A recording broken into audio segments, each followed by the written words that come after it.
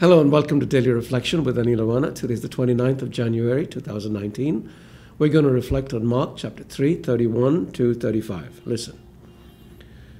Then Jesus' mother and his brothers came, and standing outside, they sent to him and called him.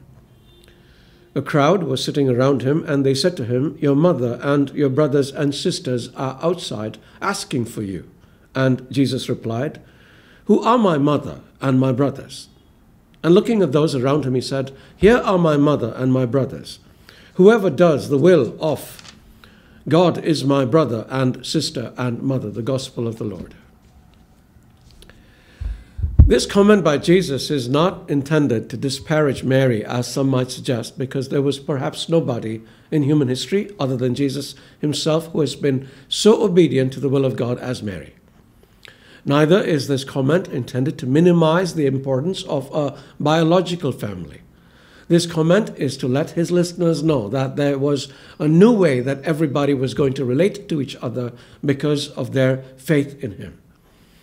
In his gospel, John writes, "Yet to all who did receive him," that's Jesus, "to those who believed in his name, he gave the right to become children of God, children born not of natural descent, nor of human decision or a husband's will, but born of God." And by our faith in Jesus, we become children of God. That is why Jesus taught us to call God our Father. However, just saying that we believe in Jesus doesn't cut the cloth. Faith is expressed through obedience. In his first letter, John asserts this. He says, "We know that we have come to know Jesus if we keep his commands. Whoever says, 'I know him,' but does not do what he commands is a liar, and the truth is not in that person." There is a very touching dialogue that Jesus has with Peter after his resurrection.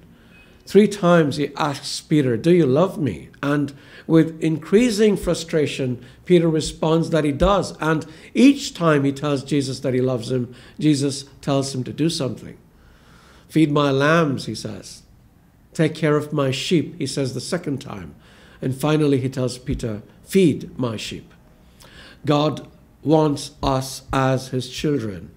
Jesus wants us to be his brothers and sisters, sharing in his inheritance, and he has made it possible by his death and resurrection.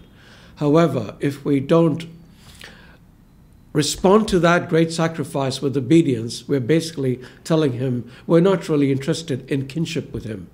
Unfortunately, many of us just want what we can get from him without wanting to do anything in return.